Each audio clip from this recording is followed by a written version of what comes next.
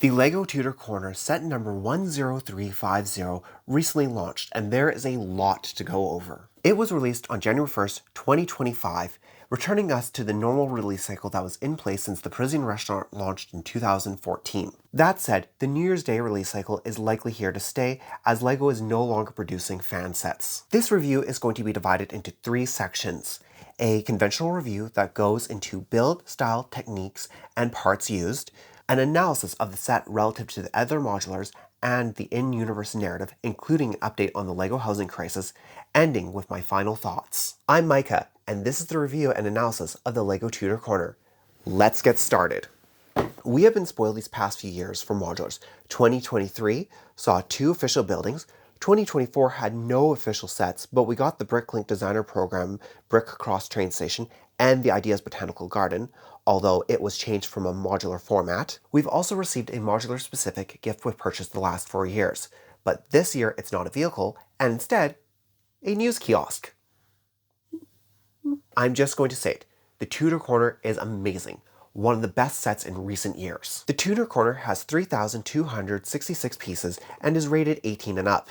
The build experience is broken up across 20 numbered bags and took me 4 hours 47 minutes to build across 3 sessions over 2 days. The build experience was pleasant, with no part feeling tedious or repetitive. I found it easy to just keep building 15 bags over the first 2 sessions. Here in Canada, the bags are still plastic, which is a bit disappointing as the crinkly film is non-recyclable. The base plate came in a rigid envelope. This was the only removal of plastic, but the instructions are now paper wrapped, though I prefer the rigid envelopes the instructions came in previously. Of course, there is a brick separator, but I wish LEGO would stop including them, and instead make them an optional purchase if a spending threshold is met. Anyone who's been building LEGO for a while probably already has a collection of these. I have a pile here that I found while cleaning my apartment. Only 3 are new. 1 from this set, and 2 from last year. I also have a container somewhere else. The continued inclusion of brick separators is quite a waste. There aren't too many new techniques, but existing ones have been refined to make one of the highest quality modulars to date. The spaces are smaller and more intimate compared to last year's Natural History Museum, and better for it. There is the haberdashery. While small, it doesn't feel cramped, and it has the right amount of detail. The colors chosen to represent the fabric bolts do well to contrast against the light tan walls. The tile work, meanwhile, makes good use of the double arrow element. The choice of black and light nougat don't overwhelm the space, and the contrast of the two works well. The old Guarded Inn takes up the rest of the ground floor with seating for 5, but 3 are stools with no studs to affix minifigures, and one of the chairs in the covered section is a bit hard to get at. The kitchen is small, but the designers compensated for this by making the haberdashery wall removable. Although the lack of clearance would be a code violation, hopefully no one from the fire brigade stops by for lunch. The washroom is nothing spectacular, but is accessible through a removable stair segment made of arches. Inside, the wood tiling feels appropriate, but the millwork is where the pub really shines. The use of windows with opaque inserts along with backwards wall panels make for convincing paneling at this scale. Outside, the dark green and pearl gold contrast nicely and have a rich feel while not coming off as garish. The angled wall continues the modern design trend of including snot angles, whether it's a roof or wall. Unlike the boutique hotel, there are no unseemly gaps, using round bricks and double 1x1 slopes to close the gaps. Even the angled wall with the menu boards is seamless on both sides. This is one of the best snot angled walls to date, matched only by the Lion Knight's castle. On to the second floor where we have the clockmaker. There are 11 different clocks in addition to the ones in the pub and outside. All are made using different methods, and each felt interesting. Personally, I love this as a watch and clock person. The consistency of the current clock face designs are appreciated, with all 3 designs being set to 11:52:26. This time seems to have first appeared around 2016 and is starting to become standard. Meanwhile, the 3x3 exterior clock is a completely new print for this set. Unfortunately, it's running behind. It's set at 11:52. Supposedly, the clockmaker is going to take care of it after lunch. The design of this print appears to be based on the 2x2 clock face from 2018 Elsa's Market Adventure, as this was the only other printed tile I could find with the same time. Back inside, the furniture makes use of simple techniques to great effect. The use of a closed hinge plate to mimic a drawer handle on the small credenza is a good example. The fireplace is another great build with a convincing look. The 5Y design makes for an interesting proportion and allows for more detail. Behind the surround, there is a separate firebox, and there are clips to represent the edge of the firewood grate. Every part of the fireplace is recognizable from the mantle to the hearth. We also get our first vacuum in a modular and maybe in any Lego set. And of course there's a place to store it. There is a proper closet under the stairs to the 3rd floor, another first. However, there is the curious addition of a trap door inside, only held up by a crate. Anyone who tries to move it will have an unfortunate date with the deep fryer in the kitchen below. Though the window here is a nice addition and improves visibility. The stairs are a new technique created using snot brackets turned upwards to create a bullnose. The modulars are known for their creative stair designs, but this by far is the most realistic rendition to date. This was one of my favorite parts of the build. Outside, the Tudor portion transitions to nougat masonry bricks for the 2nd floor. The inset windows on the right, surrounded by dark orange slopes to mimic a masonry mullion and jambs, works well. On the left, we have a rendition of sandstone. It's convincing and realistic. Maybe a little too realistic. The mullion, which is the center column, is only attached at the top by the clip, but not the bottom. A jumper would have been more secure, but placing the seam of the sill under the window is how real masonry mullions are made. They're done this way to prevent water ingress at the abutting seam, so I have to let it pass even if I don't like it myself. The bay window on the right is elegant in its simplicity. Just 3 2x2 window frames, and it's not just nice on the outside. Black 1x2 and 2/3 slopes close the gaps on the inside, creating a consistent look inside and out. The 3rd floor has an attic apartment. There's few accoutrements, a mid-century couch and coffee table, rug, bookcase, and pet items. The bookcase was the standout build for me, though the poor resident has no bed. One could have fit in the dormer beside the bug collection. On the subject of dormers, it is nice how they all have clean openings on the inside. Back outside, the half-timbered walls and dark red roofs steal the show. The effect is created through the use of plates, tiles, and brackets, and the angles are achieved through 2x1 and 2/3 slopes, modified 2x2 tiles with 2 studs, and a grill tile to hold them in place. New Elementary goes into more detail on this, link in the description. The gable roof is on another level from previous snot roofs. It is truly an expert build. There are no unseemly gaps. This was achieved by running the dormer roofs completely front to back and building the main roof deck in front of them. The fireplace chimney from the 2nd floor is continued all the way up through the attic. But there should be a flashing saddle between it and the roof peak. That's going to leak badly. There is a second non-functional chimney above the stairwell. The instructions explain this as a decorative leftover from when the attic was converted to a residential suite, so not entirely without reason. Taking in the facade altogether, the Tudor side is convincing and detailed. It feels like a building that's been lived in and evolved with the times. The haberdashery side is interesting in its own right.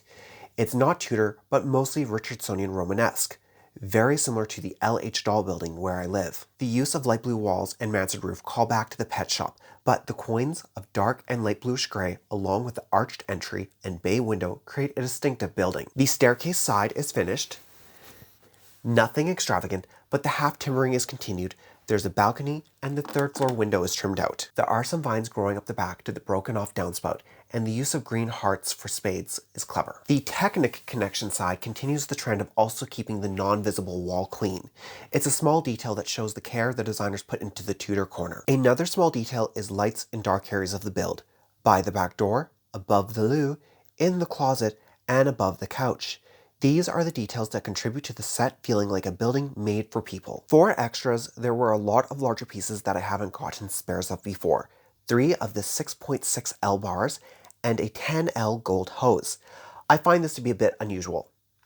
The rest of the spares are all the typical small pieces, 1x1 studs, tiles, and plant parts. Overall, the construction is solid and the build is clean. There weren't any steps that made me go, why did the designers do that? Or I wish this was done differently. Except for the outside light by the clockmaker. But that is a minor nitpick. Compared to the Natural History Museum, which was large and open, the Tudor Corner is compact and intimate. While I love the Natural History Museum, I have to concede that the Tudor Corner is better because of the approach the designers took. We're starting to head into the analysis now. Starting out with conformity, I can confirm that the Tudor Corner is a proper modular. It follows the 15 rules that all official modulars observe. Basic primary colors of red, blue, green, and yellow were not used for the base palette. The interior is accessible. It does not exceed 3 floors. It is on a base plate. It follows the rules of third for the 2nd and 3rd floors. The floor area ratio is 114% and lot coverage is 52%. There are the standard white lampposts and tiled sidewalk, and the setback is 7 studs from the curb. The apartment has a balcony. There are a lot of snot techniques. Curved design elements appear from arches to bay windows and in rounded plates. There are exterior building lights above the menu board and at the back door. Window panes are transclear, arched, curved, segmented, and demonstrate all three of the following techniques: framing, offsetting, and layering. Technic pin connections are present. The middle floor is repeatable, and there are stairs between floors. But the Tudor Corner reveals a separate trend just for the corner modular buildings. They follow a separate set of rules. 6 of the 7 corner buildings have their stairs on the right side running front to back. A back door isn't required. The Tudor Corner is the 3rd corner building with a rear egress door, joining the corner garage and Grand Emporium. They deviate from the standard layouts. 2 of the corner buildings have no 3rd floor, and in this case, the Tudor Corner doesn't fill the entire lot, with the backside being finished like the boutique hotel. They experiment with architectural styles. Corner buildings also gave us Art Nouveau, Chicago School, and Exotic Revival, accounting for 4 out of the 6 one-off styles we've seen in the modular street. The architecture of the modulars are typically based on classical revivals, Second Empire, and Italianate. The Tudor Corner also continues several recent design trends. Flora or fauna used as architectural elements, the use of gold accents, snot-angled sections, increased use of plants and greenery. The window and door frames use all 3 of the most common frame colors in modulars: brown, black, and white. Use of dark red and black for the roofs. Aside from flat roofs, black, dark red, and dark blue are the top 3 colors. Black outdoor railings, black light fixtures, business signage, public seating, projections above the roof line, in this case chimneys, and transportation. While we didn't get a vehicle this year, we did get a cargo bike instead. These additional 12 trends have been forming a new standard for the modulars over the past several releases. On to economic development. This year saw 4 new businesses join the modular street: the Clockmaker, Corner Kiosk, Haberdashery, and the Old Guarded Inn, with the last 2 being trade names. This brings the number of businesses with trade names up to 15. Employment rates have largely stayed the same, with employed decreasing slightly to 82% and unemployment rising slightly to 18%. The ineligible population remains unchanged from 2024. 9 new residents have joined the town between the Tudor Corner and Corner Kiosk, with 7 of them holding jobs. And the average of 1.8 townsfolk per business remains unchanged. Workforce distribution between the public and private sectors remains largely unchanged as well, with 48% of all residents working in the private sector. The economy of the modular town is still based on food services and retail, seeing a growth of 1 and 3 businesses respectively.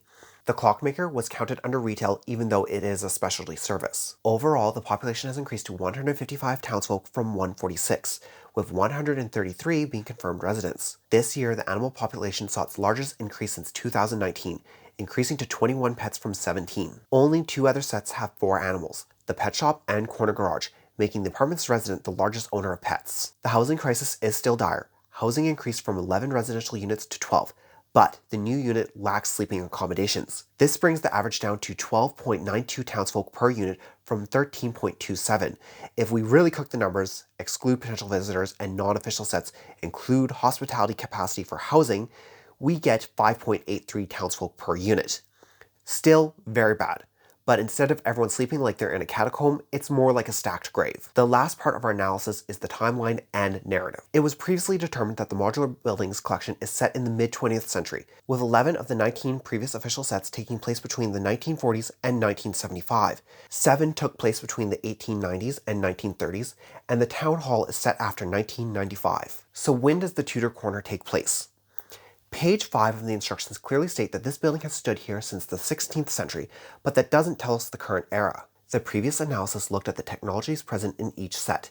Taking that approach, we have a deep fryer, turquoise vacuum, and headphones. Starting with the deep fryer, assuming it's gas-fueled, the earliest models were available starting in 1946. The vacuum appears to be based on this undated Philips model.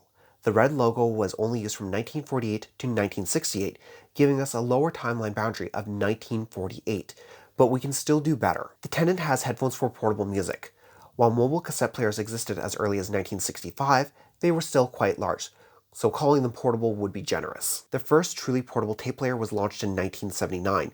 Given the device is not visible on the minifigure, we can presume they have a pocketable model. So, that's it? Not quite. There's a complication. The Clockmaker. Page 178 states the Clockmaker designed the clock at Town Hall, which was built in 1891. During the era the Town Hall was constructed, horological programs ran around 3 years, and apprentices would work under an experienced clockmaker for at least 4 years, sometimes starting as young as 15 years old. That would make the clockmaker at least 88 if the current year is 1979. But he's not graying and has a fairly youthful face under his mustache, making it unlikely he's past his 50s if he's aged well. Looking at this another way, if he designed but had help building the town hall's clock at 19, this could place the set in the 1920s. In favor of this time period, the tenant is friends with the chameleon owner at the bookshop according to page 265. It was determined that the bookshop takes place in the 1920s. A small aside, there is a mistake in the instructions. It states that the chameleon's owner lives next to the bookshop, when in fact they live in the loft apartment above the bookshop. Of the two time periods, the former is more likely. Here's why. In addition to the aforementioned technology, there are also the clockmaker's glasses, which are a style common from the 1950s and onwards. The instructions also state that the flowers come from the florist at Assembly Square, set in the mid-1970s. The corner garage already exists, set after 1955, and it's stated that the pub patron's outfit is inspired by Pippin Reed's from the Orient Express. They are not the same character. The patron has black eyebrows and freckles, while Pippin Reed has red eyebrows and a plain face. Both the Natural History Museum and the Orient Express take place at the same time between 1967 and 1977, as the instructions for the Natural History Museum say the curator is from a 90s Lego theme, while not stating that it's the adventure line. And the Orient Express instructions explicitly state that the reporter is Pippin Reed from the same product line. This second reference highly implies that the icons Orient Express and Modular Buildings Collection are a part of the same continuity. Taking in the facts, while the clockmaker designed Town Hall's clock, it is more likely that this is not the original clock, and instead a replacement. Altogether, we can conclusively state that the Tudor Corner takes place after 1979, making it the second latest official set in the modular timeline. I love that LEGO is expanding their narrative continuity. While this set doesn't have an overarching story of its own, it greatly expands the existing narrative cohesively. While it may not be in the same time period as the rest of the buildings, it continues to advance the Modular Buildings Collection forward from the Atomic Age to the Information Age, and in the design of LEGO sets. This genuinely has me excited for what LEGO is planning next for the Modular Buildings Collection. I've been collecting the modulars since 2010 and was getting a bit bored. Each new set over the past several years had me debating if I should stop. From the Assembly Square to now, there were only 3 other sets that were absolutely amazing for me, with most just okay to being misses. Now, price. This is the first modular I can say in a while that is okay value. It retails for $229.99 US, $299.99 Canadian, €229.99 euros, €199.99 pounds, and $349.99 Australian dollars. When I started collecting modulars, they were $200 Polar dollars each. In 2014, the Parisian restaurant was released with 2,469 pieces for $189.99 Canadian. This marked a change from a price based generally on 1 cent per brick to a price based generally on weight, as the Parisian restaurant has a lot of small pieces. As an in-house IP, the modulars had great value until recently. They mostly stayed at that price point until the police station came out at $269.99 Canadian, while the prior set was released for $200. The modulars, like many other LEGO themes, have undergone part count inflation over the past several years, along with general inflation. 3 of the past 4 sets were priced around $300 Canadian. That is a huge increase from when I started collecting and has been eroding the value that the modulars used to offer. While it is an improvement over the $389.99 museum, it's still expensive in Canada. That said, for Europe and the US, I can say this is great value. For everywhere else, wait until double points or for a great gift with purchase, since the corner kiosk has sold out. Closing out this review and analysis, the last modular that was this transformative was the Parisian restaurant, and to a lesser degree the Assembly Square. We are 2 years away from the 20th anniversary of the modulars, and this has me excited for what comes next. The 5th anniversary brought us the tallest set, Town Hall. The 10th anniversary gave us the previous largest set, Assembly Square. And for the 15th, we got innovative geometry and new architecture in LEGO in the form of the Boutique Hotel. The Tudor Corner has raised the bar to new heights, and LEGO has their work cut out for them if they are going to surpass it for 2026 and 2027. Overall, the Tudor Corner is one of the best buildings LEGO has ever designed and marks a new era in the Modular Buildings Collection while honoring the legacy, making it a must-have. This has been the review of the LEGO 10350 Tudor Corner. Please like and share. I'm Micah. Thanks for watching and happy building.